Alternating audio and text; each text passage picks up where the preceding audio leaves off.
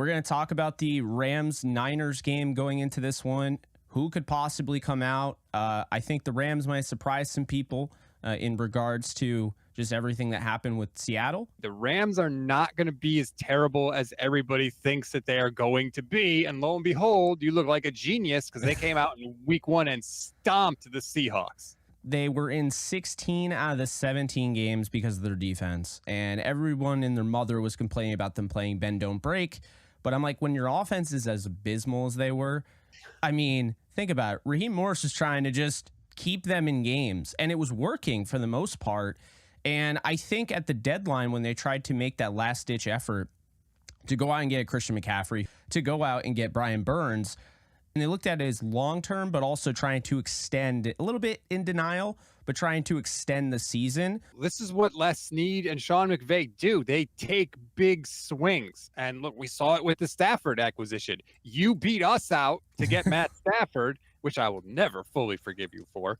And we beat you out for Christian McCaffrey. Part of the Rams' aggression has sort of rubbed off on the 49ers. And I think it's part of the reason they made the move to draft Trey Lance, giving up all those picks. And I think it's part of the reason they got McCaffrey, because it's like, these friggin' guys are doing it, and it's working out for them, so we should do it too. Going into this game, I watched the 49ers week 1 game, and I mean, I don't think the Steelers are that bad. I think people need to understand the 49ers are that good. It did surprise me that they were that good, because they historically do not start fast under Kyle Shanahan. He was just 2-4 in week 1 before Sunday.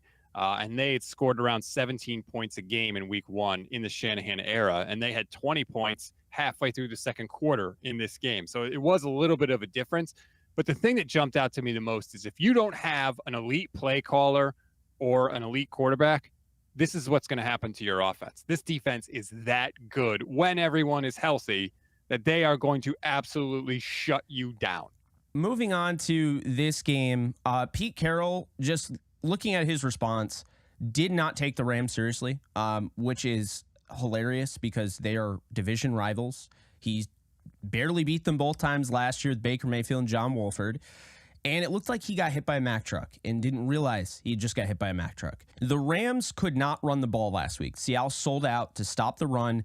They took the Cooper Kupp news like, oh, well, they're not going to throw the ball. They don't have a passing attack. And Stafford was like, about that. So looking at this one with the 49ers, they pretty much take away the middle of the field. They got arguably the best linebacker tandem in football. Puka Nacua might not have his way with them in the middle of the field, I would say. Honestly, to me, the only way to beat the 49ers is to throw it deep. The problem is you need time to do that. And the whole 49ers defense is structured to prevent you from having time to do that exact thing. They know they can't really cover that well on the back end. So they're like, we're going to get pressure with our front 4. We're going to leave 7 in coverage, basically as many people as possible to cover. And we're going to hope that our front 4 is good enough to get to you. And most of the time it is, because they have Eric Armstead and Javon Hargrave and Nick Bosa. Hell, Drake Jackson had 3 sacks last week. He had 3.5 sacks the whole season last year. So that's their plan. So if Matt Stafford can somehow get time to throw, he's good enough to be able to throw it deep. And that's what I would do. But it is easier said than done. You know, when you look at last week, everyone has said this offensive line's awful. It's devoid of talent. I was saying pump the brakes a little bit. We don't even know what the offensive line was last year because they were on to their 4th string. Like, there were guys that they were taking off of other teams' practice squads and starting them the next week. They called this guy out, Tyen Secchi, who's been around the league for a while. He was on the Rams practice squad in 2012. He started for the Rams finally last year. So that's where they were at. However, they go out and they get Steve Avila, who, watching the All-22 tape, wow, that guy looks like he's going to be as advertised.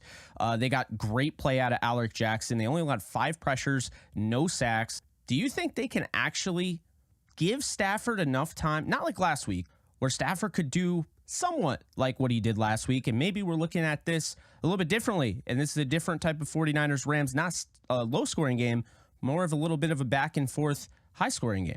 I don't think so. Just not as the knock on any offensive lineman on the Rams, but I think the 49ers front is basically as good as it's been since 2019 when they went to the Super Bowl. Nick Bosa, for instance, feasts on the Rams. In 7 total games against the Rams, he has 16 quarterback hits. He has 6.5 sacks, and he has 8 tackles for loss. He was not himself last week. He had held out basically all offseason, didn't do anything, didn't do anything like football-wise. He's in shape because he's Nick Bosa, but he wasn't playing football, obviously. Now this week, he's got a full week of practice. He's not going to be on a snap count this week like he was last week. So I think that Bosa is going to feast. I think that Javon Hargrave is going to have a good game. And I don't think that Stafford is going to have the time in this one. And again, that's not a knock on anyone on the Rams. I just think this defense is that good.